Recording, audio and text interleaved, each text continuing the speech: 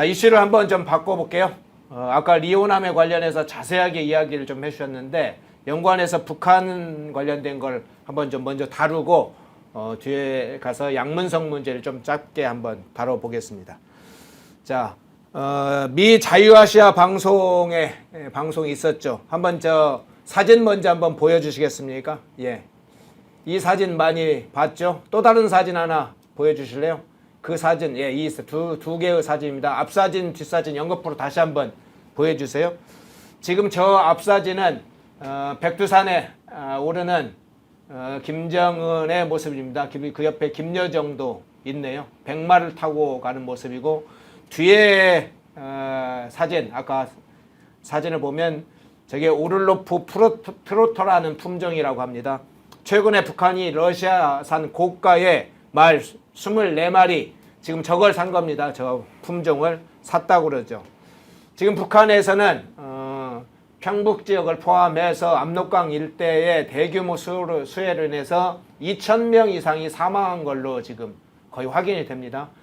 북한은 그걸 발표하고 있지는 않지만 내부적으로는 실종자가 2,000명이 조금 넘는 걸로는 북한도 내부적 통계를 가지고 있습니다. 그리고 지난번 여러 정보에 의하면 또 탈북자들의 증언에 의하면 2,000명 이상이 사망을 한 상태다. 그런데 김정은이 지금 최근에 러시아산 고가의 저런 말 이름도 좀 부르기가 좀 간단치 않네요. 오를로프 트로터 저 품종 수백만 달러를 지금 들여서 고급 말을 샀다고 하는데 이 부분 어떻게 해석을 하세요? 글쎄요, 저 그 김정은 말 탄 거 한 번만 다시 띄워봐 주세요. 예, 김정은 아까 백두산 뭐 올라가는 것 같은. 예. 저 말은 전 세계 무슨 죄를 지었길래 김정은을 태우고 있나 안타깝다는 생각이 듭니다. 예. 그 김정은이 체중이 140kg라고 그랬단 말이에요. 예. 그런데 그러네요. 저도 말 타는 거 좋아하고 싶거든요. 예.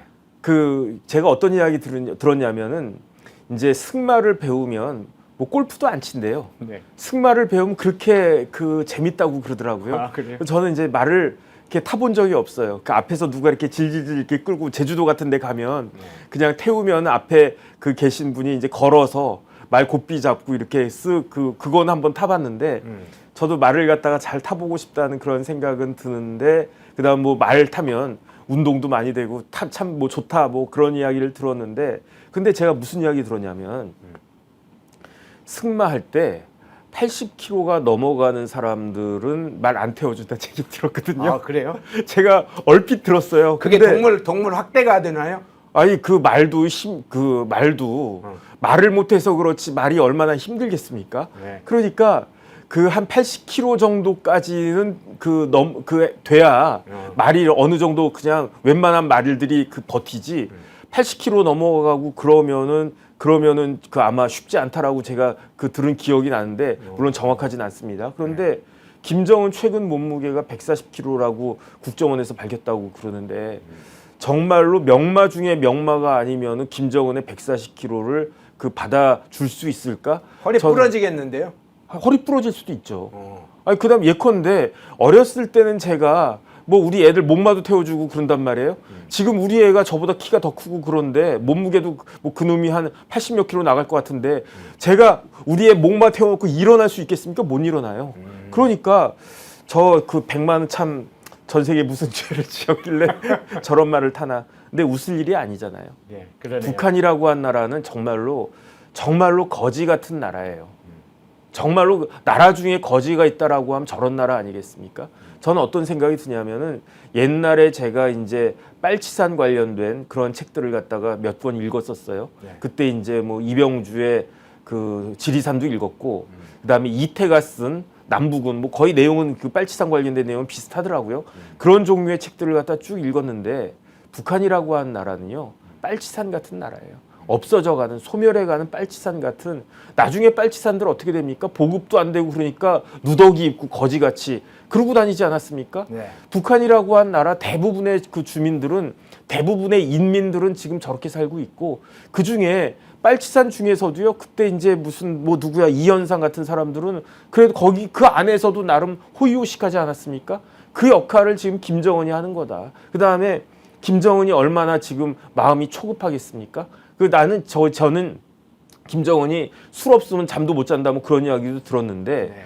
그러니까 얼마나 불안할 것인가. 저는 그다음에 김정은한테도 양심이라고 한 게 코딱지만큼이라도 있지 않겠습니까? 그러면 지가 무슨 짓 하고 있는지 다 알고 있을 테니까.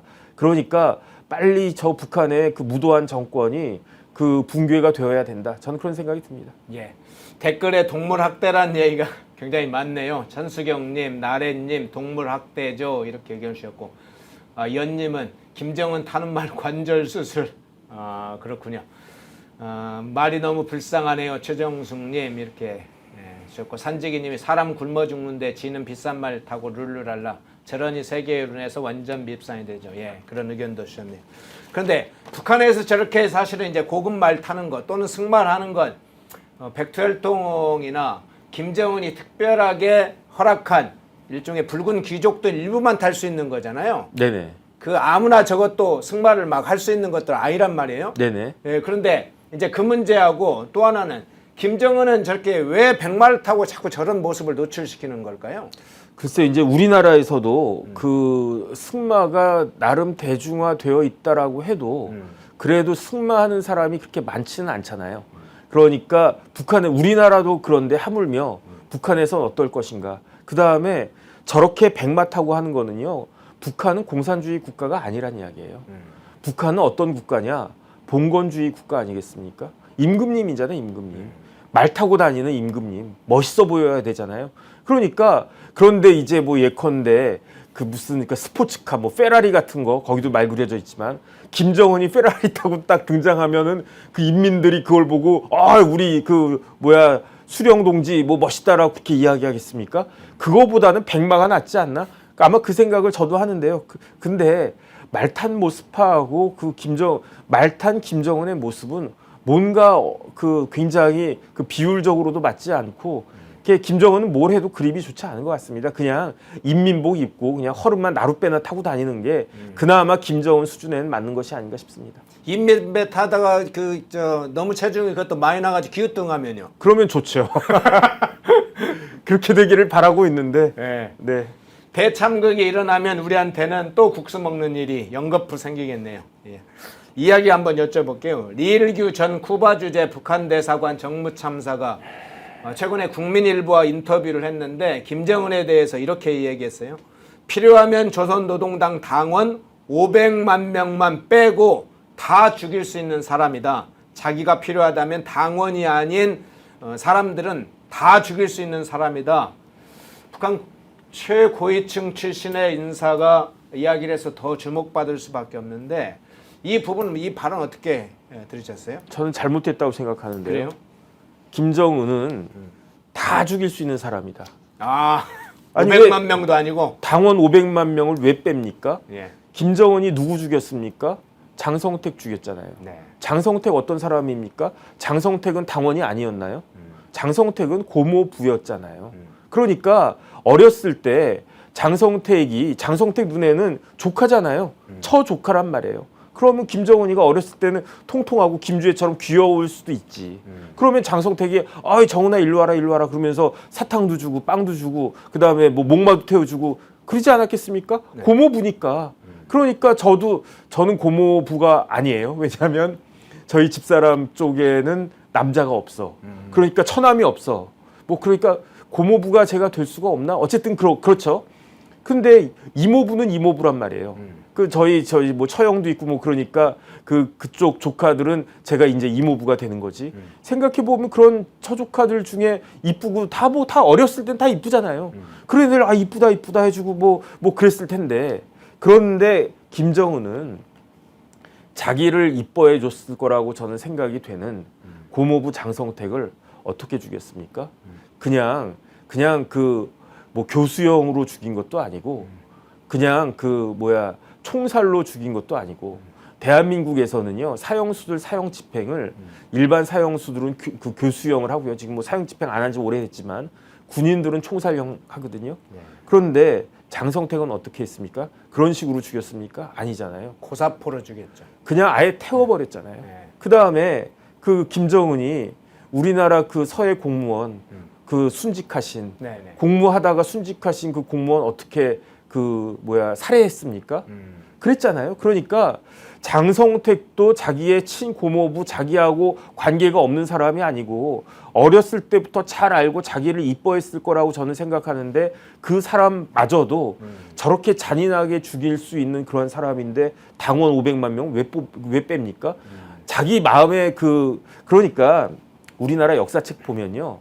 우리나라 임금들 중에 굉장히 잔인한 사람들 많이 있었어요. 고려 말에 뭐 우왕 이런 사람들 이제 역사책 읽어보면은 그냥 지나가다가 마음에 안 든다. 그러면은 야, 쟤 쏴 죽여. 그러면 활로 쏴가지고 죽이고 그냥 그 칼 들고 있다가 뭐 옆에 궁녀가 지나가는데 뭐 이렇게 쳐다봤다고 뭐 왜 나 째려봐 그러면서 칼로 이렇게 찔러 죽이고 저는 거의 김정은 그런 수준일 것이다라고 생각이 되고요.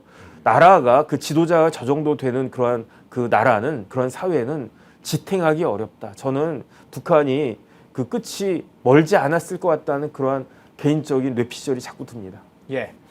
500만 명의 당원은 빼고가 아니고 500만 명의 당원을 뺄 이유가 없다.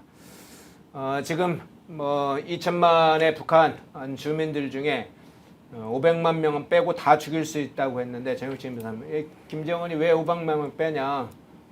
장성택, 고모부 장성택도 죽이는 판에 최고위직에 있는 그런 사람도 마음에 안 맞으면 죽이는 판에 그렇죠.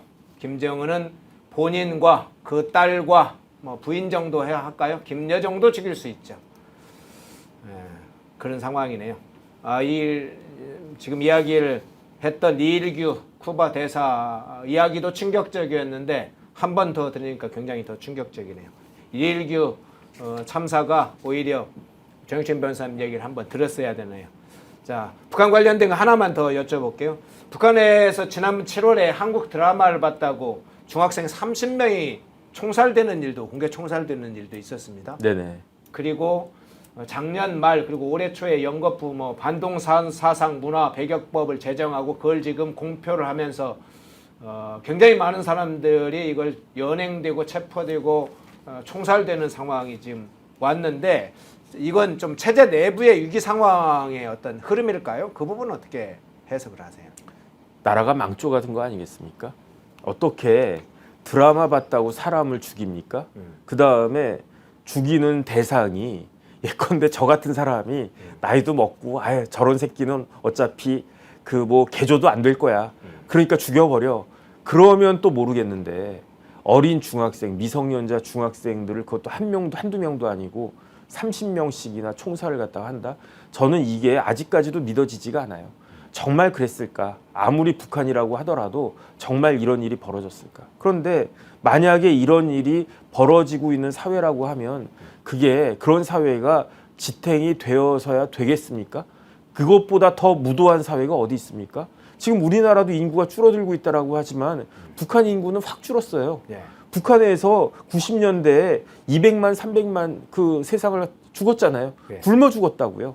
그래가지고 제가 아는 후배가 하나 있는데 그런데 이제 그 친구가 황해도 출신이에요. 황해도 출신인데 영화 감독이에요. 한국에 와가지고.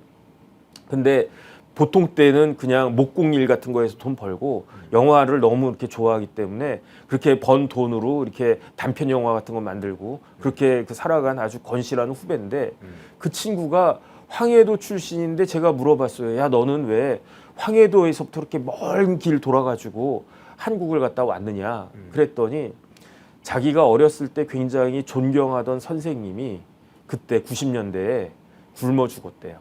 그 굶어 죽는 모습을 딱 보면서 아, 여기는 사람이 살 데가 못 되는구나. 그래서 나는 그 어디든 이제 가야 되겠다. 해가지고 중국 거쳐가지고 한국으로 왔다. 이 이야기거든요.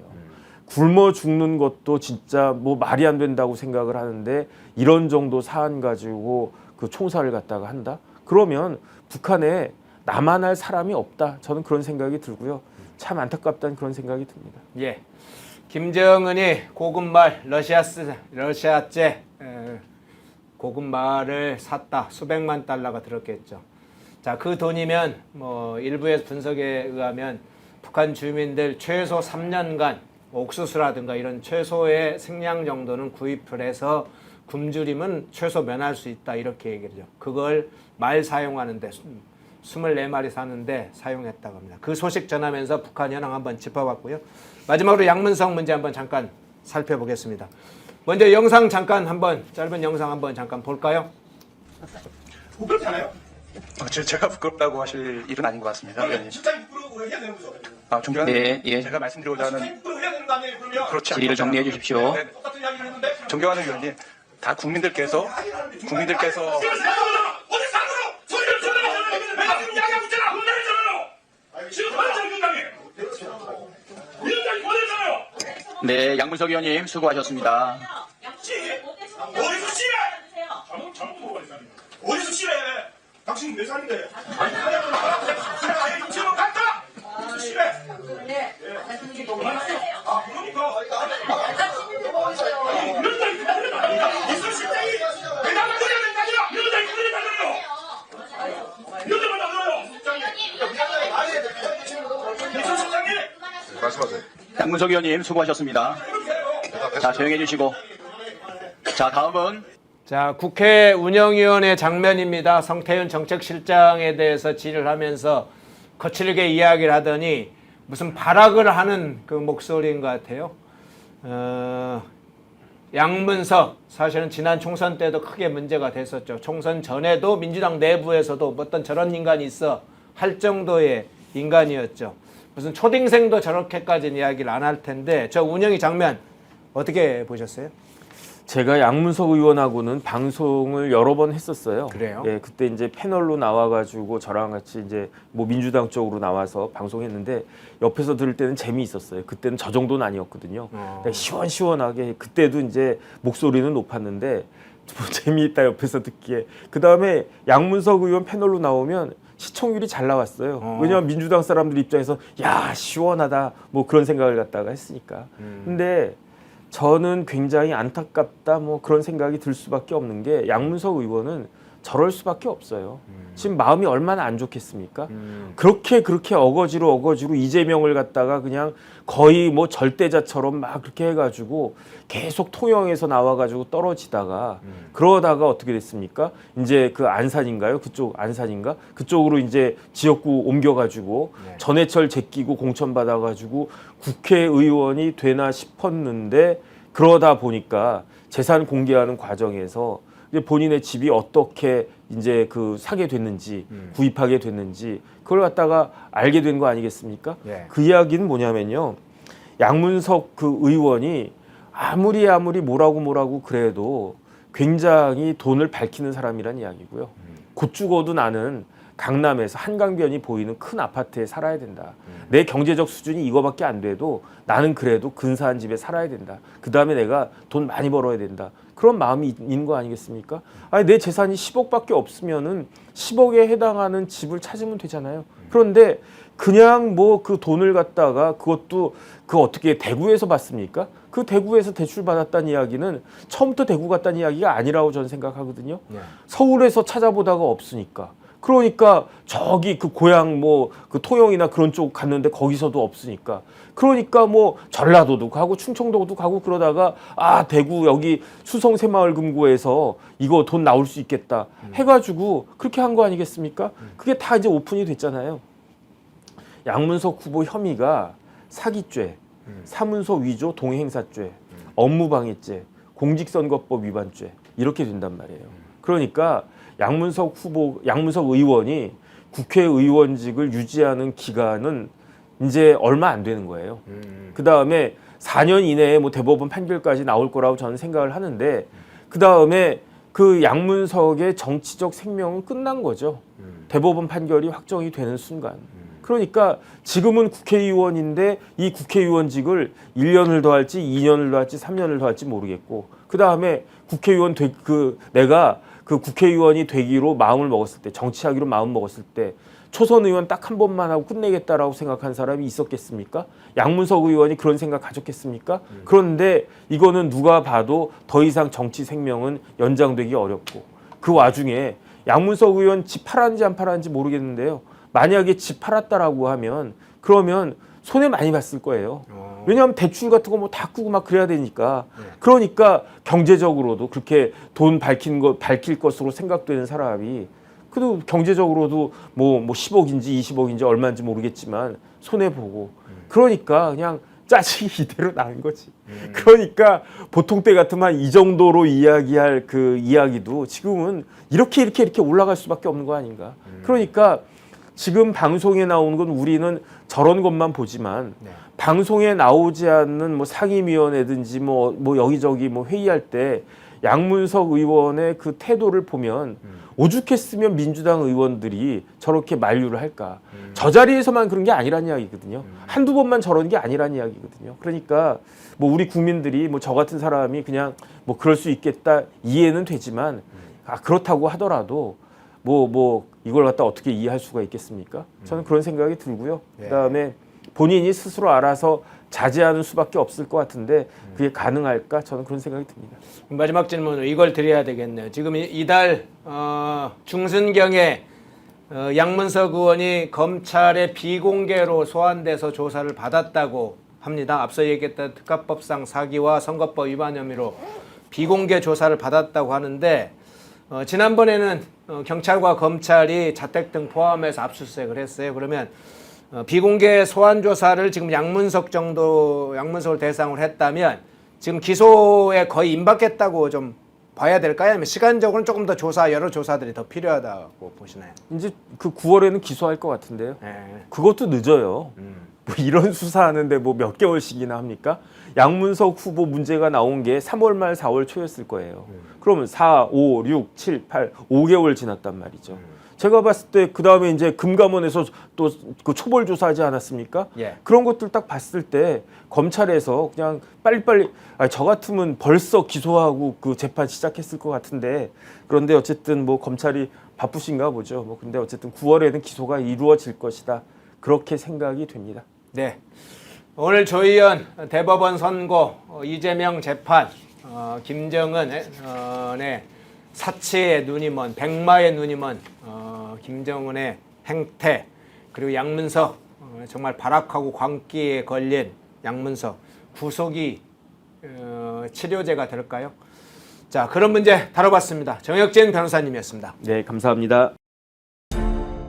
모두가 숨죽이고 침묵하던 시절 펜앤마이크는 앞장서 자유와 민주를 외쳤습니다. 자유파 정권 탄생을 위해 싸웠습니다. 2024년에도 펜앤마이크는 쉼없이 달려갑니다. 민주주의 체제수호의 선봉이 되겠습니다. 왜곡된 대한민국 역사를 바로 세우겠습니다. 2024년에도 펜앤마이크를 응원해 주십시오. 민경우 대표님 나오셨습니다. 안녕하세요. 예, 민경우입니다. 어서 오십시오. 지금 아마 오늘 10시에 지금 윤석열 대통령께서 국정 브리핑 발표를 하고 계신데 오늘 의료 대란 문제에 대해서 좀 여러 문제 입장 발표를 좀 전환적인 제가 나올까요? 그것도 좀 궁금한데요. 중간중간에 좀 그런 핫 이슈가 나오면 소개를 좀 해드리겠고요. 자, 우리 민경우 대표님 오늘 두 가지 이슈를 다룰 텐데 오늘 의료 대란 문제를 먼저 하시겠습니까? 아니면 지금 의료 대란 문제는 대통령의 워낙 담화가 중요하기 때문에 네. 어떻게 해야 될지 모르겠네요. 예, 그러면 예. 의료 대란 문제를 뒤로 하고 예. 우선 지금 한국 내에 있는 좌파들 특히나 김정은이 지난해 말 올해 초 집중적으로 얘기했던 남한이라고 쪽으로 표현하는 남한은 적대국이다. 제1 적대국이다. 그렇게 한 이후에 한국의 좌파들이 변화를 하고 있다. 어떤 변화를 하고 있냐? 북한의 사실상 지시, 김정은의 지시에 따라서 또는 김정은의 대한민국 적대국가로서 전환함으로써 어떻게 변화가 있는지 이 문제를 좀 살펴보겠는데 구체적인 현황, 상황을 보고 지금 어떤 변화가 있는지를 살펴보겠습니다. 자료를 한번 그 자료를 띄워 주시겠습니까? 일단 전체적인 개괄이라고 볼 수 있겠는데요. 네. 일단 북한은 통일 문제를 굉장히 강조했었고 네. 그러니까 남한과 북한의 어떤 체제 대결에서 북한은 좀 가난하지만 통일 문제를 앞세우는 민족적 국가다. 뭐 이런 이미지를 갖고 있었는데 작년 연말에 뜬금없이 어떻게 보면 적대적 그러니까 남과 북은 두 개의 국가다, 별개의 국가다. 그리고 적대적인 관계다. 이렇게 남한과 북한과의 관계를 규정하고 여러 가지 조치들을 실제로 취했습니다. 조국 통일 3대 헌장 기념탑을 철폐한다거나 뭐 이런 조치들을 취했는데, 자, 오늘의 핵심은 뭐냐면, 그렇다면 그것에 대한 남한의 통일운동 세력은 어떻게 반응하고 있는가? 최근에 좀 주목할 만한 변화가 있어서 소개를 해드리면, 예. 먼저 2월 달에 있었던 한호석의 평가를 좀 볼 필요가 있는데요. 네. 이거는 2월 달 상황인데, 북측에서 왜 이런 근본적인 정책 변화가 일어났느냐 하면, 연방제 통일을 실현할 수 있는 진보 세력이 남측에 없기 때문이다. 없다라는 말은 어폐가 있는데, 쭉 넘어가서 네. 지금 남측의 진보당은 연방제 통일을 실현할 새로운 정부를 수립할 만한 대중적 지지 기반과 정치 역량을 갖지 못했다. 대중들 속에서 진보당의 존재감을 느낄 수 없고 진보당의 집권 전망은 불투명하다. 이것은 연방제 통일이 실현될 수 없음을 말해준다. 그러면 왜 통일 문제를 거두고 두 국가 세력으로 봤냐 하면, 남쪽에 연방제 통일을 실현할 주체가 없다. 그러니까 연방제 통일을 실현할 역량이 안 된다. 이렇게 평가합니다. 여기서 제가 좀 강조하고 싶은 거는, 그러니까 남쪽에서는 남한의 반국가 세력, 주사파, 뭐 간첩 이런 게 굉장히 많을 거다. 이렇게 생각하는 경향이 있잖아요. 예. 어떤 경향이 있는데, 정작 북한의 평가들은 남한의 반국가 세력이나 친북 세력에 대한 역량을 좀 낮게 평가합니다. 요거를 좀 기억하실 필요가 있고, 그 다음에 두 번째는 조직 재편인데요.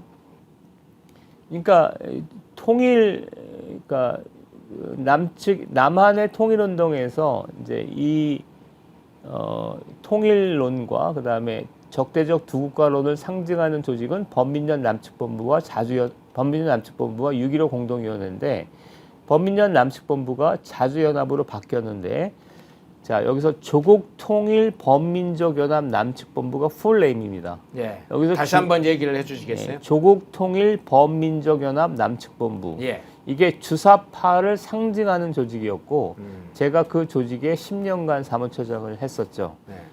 범민련 남측본부인데, 그러니까 조국 통일이 들어가는데, 최근에 그 7월 달에 범민련 남측본부가 자주연합, 그러니까 통일자를 뺀 겁니다. 조국 통일을 빼버렸네요. 예, 조국 통일을 빼버렸습니다. 예. 조국 통일을 빼고 자주연합으로 바뀌었죠. 아마도 북한의 지시이거나 북한의 어떤 조치에 상응하는 남쪽의 조치이거나 둘 중에 하나일 텐데, 지시에 가깝겠죠. 자주연합 발족식을 한 걸 보면, 저기 가운데 있는 분이 북한을 방문했던 노수희 선생이고요. 예. 왼쪽에서 첫째 줄 네 번째가 노수희 선생이고, 그 다음에 사회를 보고 있는 맨 왼쪽에 있는 청년, 그러니까 분이 원진욱 씨입니다. 사실상 범민련을 지금 상징하는 인물이라고 볼 수 있고요. 그 다음에 쭉 몇 명이 더 있긴 한데 이름을 밝히기가 좀 그래서 네. 범민련입니다. 그 다음에 또 하나 넘기시면, 자, 다음 사진 한번 보여주시겠어요? 좀 키워주시면 좋겠네요. 예. 범민련이 이제 끝나고 나서 발족 기념대회를 마치고 나서 이제 기자회견을 하는데, 자주 없이 민생 민주 평화 없다. 한미 예속 동맹 철폐하고 자주 평화국가 실현하자. 저는 범민련이 이런 구호를 내걸지는 정말 상상을 못했습니다. 그러니까 그 보시는 분들은 그게 그거냐 아니라 그게 그거냐 이렇게 생각하실지 뭐 어떤 모르겠어요. 변화가 있냐 이렇게 직감하는 네, 것이 조금 어렵죠. 네. 네. 근데 저런 만약에 발족 대표자 회의를 한 다음에 기자회견을 한다면, 뭐 주한미군 철수하고 네. 조국 통일 앞당기자랄지, 예, 그게 늘 따라왔죠. 늘 따라왔죠. 예. 그러니까 조국 통일이 모든 것을 상징하는, 모든 것을 지향하는 어떤 목표점인데, 통일 문제가 싹 사라지니까 구호는 그게 그거인 것처럼 보이지만 한 번도 들어본 일이 없는 생경한 구호처럼 느껴졌습니다. 제가 특별히 오늘 이런 자리를 마련하는 것도 저 구호 때문에 그렇습니다. 한미 예속 동맹 철폐하고 자주 평화 국가 실현하자. 그러니까 자주 평화잖아요. 그러니까 통일이 빠졌잖아요. 그 다음에 자주 없이 민생, 민주, 평화 없다. 뭐 이렇게 통일이 다 빠져 있습니다. 앞으로 그러니까 남한 통일운동의 향후의 진로를 가늠할 수 있는 굉장히 중요한 좀 시사점을 주고 있다고 보고요. 예. 그다음에 또 하나 넘기시면 자, 다른 사진 한번 밑에 있는 사진 볼까요? 예. 이거는 6.15 공동위원회 남측위원회가 자주통일평화연대로 바뀌었다는 겁니다. 사진을 보시면 왼쪽에서 네 번째 있는 분이 양경수 민주노총 위원장이고요. 예. 그다음에 맨 오른쪽에서 세 번째 있는 사람이 조성우 씨, 범민련을 상징했던 인물입니다. 그다음에 몇 명 더 있는데 넘어가고요. 예. 6.15 공동위원회가 중요했던 거는 6.15 공동위원회도 남측위원회, 북측위원회, 해외측위원회가 하나의 조직으로 묶여 있습니다. 그런데 그러니까 6.15 북측위원회가 이제 해체됐기 때문에 남측위원회가 불가피하게 조직 전환을 할 수밖에 없는데 그러면 어떻게 할 거냐 해서 사실은 제가 볼 때 정상적이라면 그러니까 북측에 항의하고 그러니까 일방적으로 조직을 전환한 것에 대해서 항의하고 이제 6.15 공동위원회의 사명이 다 했다. 따라서 조직을 해산하겠다. 이게 정확한 조치 같아요. 근데 이 북측 친북적 색채가 있으니까 북한의 일방적인 적대적 두국가론을 추인하고 그다음에 남한만의 또 다른 통일운동 조직을 만든 거죠. 근데 여기선 그나마 좀 다행인 거는 통일자를 북한에서 빼자라고 제안을 한 건데 근데 통일자를 빼기가 좀 민망하니까 자주통일평화연대라고 해서 통일을 여전히 붙이기는 했습니다. 그렇지만 하여튼 북한의 그러니까 해체할 이유도 없고 그러니까 북한이 만약에 그러했다면 해체하는 게 정당한 거예요. 6.15 공동위원회 해체하고 뭐 해야 되는데 6.15 공동위원회를 새로운 조직으로 만드는 이런 조치를 취했습니다. 자, 그러면 올해 8.15에 있었던 행사를 보겠습니다. 자, 다음으로 넘어가 볼까요? 2024년 8.15 대회. 이 8.15가 사실은 운동권들의 당시에 통일은 80년대, 90년대, 2000년대까지만 해도 통일운동에서 가장 중요한 행사가 집결되는 게 8.15 대회라고 그러죠. 8.15 행사는 올해는 그러니까 한 7,000명 정도 8.15 대회가 좀 규모가 작게 열렸고요. 그 다음에 워낙 행사들이 많았습니다. 반일 행사도 많고 뭐 그 김건희 특검법 관련 행사도 많고 촛불 행사도 많고 해서 그 규모만으로는 뭔가 8.15 행사의 변화를 느끼긴 어렵고 제가 가장 중시하는 건 통일선봉대입니다. 통일선봉대. 통선대는 이제 학생운동 얼음에 있었던 사람들이라면 누구나 아주 잘 아는 조직인데요. 8월 초에 시작해서 보통 8.15 행사가 이제 대학에서 있으니까 8.15 행사가 진행되면 한 10여일 동안 전국을 돌면서 각종 실천을 한 뒤에 8.15 집중시키는 그런 일종의 선봉대죠, 정말. 그 선봉대 역할을 하는데 이거는 통일선봉대라고 불렀고 이 통일선봉대는 아주 유서 깊은 조직입니다. 그러니까 4.19 때 그 뭐 국토대행진단 같은 거 있잖아요.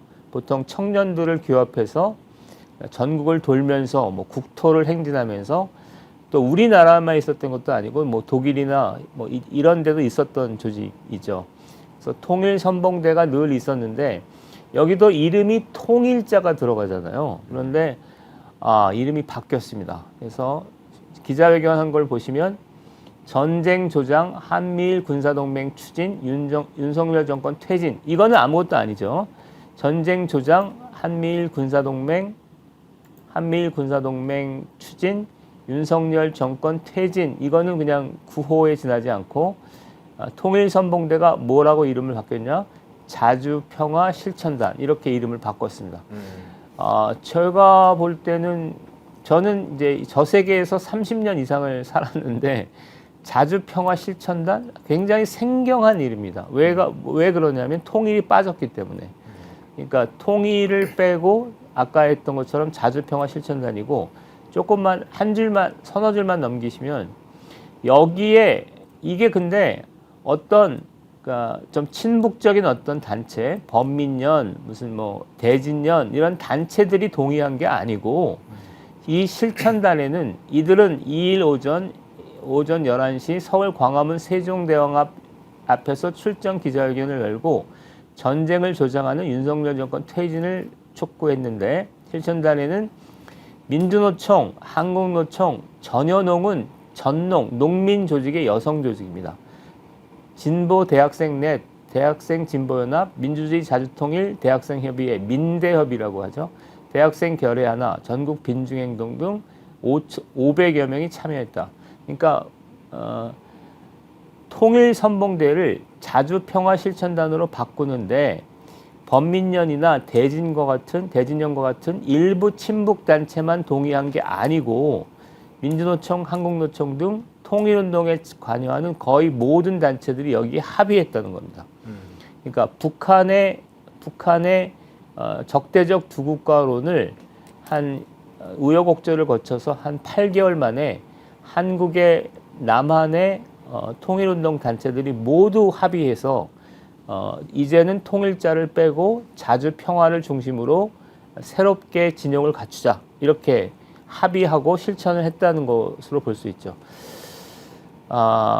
굉장히 저는 놀라운 일이었는데 앵커는 놀라우지 않으신 것 같습니다. 예. 올 초의 상황에서 적대국으로 두 개 국가로 선언한 이후에 통일 노선을 사실 북한에서 폐기한 이후에 후속 조치들이 계속 있었기 때문에 놀라지는 않았고요. 구체적으로와 어떤 조직들이 어떻게 변화가 있구나 이런 거는 이제 다시 한번 좀 상황을 살펴보게 되는 그런 과정일 것 같은데 과거에 그러면 이번 문제는 어떻게 생각하는지 한번 해볼게요. 이제 조직이 어떻게 개편되고 명칭을 통해서 또 각 세력들이 어떻게 변화되고 있는지가 일부 눈에 띄는데 과거에는 어쨌든 연방제 통일을 기초로 하던 그 밑에 조국 통일이나 자주 통일이라고 주장하던 3대 노선 중에 하나였잖아요. 운동권들이나 어쨌든 주사파들은 자주민주 통일을 전략적으로 굉장히 중요한 목표로 가지고 있었단 말이죠. 그런데 북한이 어쨌든 사실상 두 개 국가 선언한 이후에 어떤 적대적인 관계를 유지하면서 당장 통일 노선을 사실상 물밑에 지금 지하에 담아놓은 것도 내려놓았다고 봐요. 일부에서는 폐기했다고도 하고. 예. 그러면 한국에 있는 이 좌파들 그러면 통일 문제에 나서지 않고 이제는 통일 노선을 폐기했다면 반통일 세력이라고 이제 지칭해야 되는 거 아닌가요? 그렇죠. 예, 저는 그렇게 생각합니다. 통일 노선을 폐기한 거기 때문에 너희들은 반민족적이고 반통일적이다. 그러니까 민족이라는 게 두 가지가 있잖아요. 하나는 그러니까 핏줄과 언어를 같이 하는 어떤 굉장히 오래된 집단으로서의 민족이 하나 있는 거고, 네이션, 그러니까 어떤 민족 의식을 중심으로 한 근대적 의미의 민족이 있는 거잖아요. 그러니까 두 가지 중에서 후자를 강조하는 경향은 있지만, 그럼에도 불구하고 민족과 영토, 언어와 핏줄을 같이 했던 굉장히 오래된 공고한 어떤 자체는 있는 거잖아요. 그것을 마치 없는 것처럼 지금 하는 거기 때문에 이건 반민족적이라고 볼 수 있을 것 같습니다. 그래서 이번 기회에 남한이 통일 문제의 어떤 주도권을 갖는 게 좋지 않을까 이렇게 생각합니다. 그거는 그러면 이제 좌파들이 주로 보수파를 공격할 때 반통일 세력, 뭐 친미, 친일하면서 반통일 세력 이렇게 해서 공격을 해왔는데 이제 스스로 반통일 세력에 공격을 당하는 상황이 이제 상황이 됐네요. 네, 그렇죠. 남과 북한에서 남한의 절대 우위가 지금 보장되는 거고, 그다음에 통일 운동에서조차 그러하다면 저는 남한이 통일 문제의 우위를 갖고 반통일 세력으로 밀어붙이는 게 좋을 것 같아요. 그러니까 그리고 이를테면 김정은의 괴뢰, 김정은의 괴뢰 같은 느낌이 있잖아요. 그렇죠. 김정은의 괴뢰 지금 그렇게 수순으로 가고 있는 거죠. 김정은의 괴뢰. 뭐 쟤들은 이제 그 주로 미제 괴뢰라고 해왔는데 보수 우파들을 향해서 공격할 때 이제 김정은 괴뢰 반통일 세력이 좌파들이다 이렇게 가게 되겠네요. 사회적 분위기가. 그러니까 북한이 한마디 했다고 해서 그러니까 자기의 근본 노선 자체를 저렇게까지 한꺼번에 바꾼다면 이거를 지칭하는 용어가 괴뢰가 적당하죠, 사실은. 이렇게 볼 수 있겠습니다. 예, 괴뢰 세력, 김정은 괴뢰 세력에 대해서 살펴봤습니다. 북한의 대남 노선의 일부 변경이 있은 후에 한국의 종북 세력들이 특히 이제 친북주의를 노골적으로 하고 있는 이 좌파 세력 내부에 어떤 변화가 생기는지를 계속 추적하고 있는데, 오늘은 그 중에 이제 각 단체들, 뭐 조국통일, 자주통일을 앞장세웠던 세력들이 조직의 명칭, 행사 이런 데서 통일자를 빼가는 그 상황들을 좀 직시해보는 그런 분석을 좀 했고요. 모두가 숨죽이고 침묵하던 시절, 펜앤마이크는 앞장서 자유와 민주를 외쳤습니다. 자유파 정권 탄생을 위해 싸웠습니다. 2024년에도 펜앤마이크는 쉼없이 달려갑니다. 민주주의 체제수호의 선봉이 되겠습니다.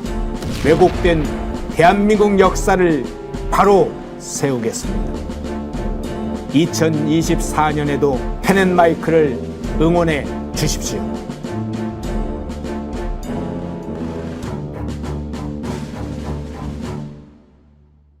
인터넷 검색창에 펜앤마켓을 검색해주세요. 펜앤마켓은 펜앤드마이크 구독자분들을 위한 종합 쇼핑몰로 좋은 상품으로 온라인 최저가를 목표로 하는 마켓입니다. 많은 관심과 사랑 부탁드립니다.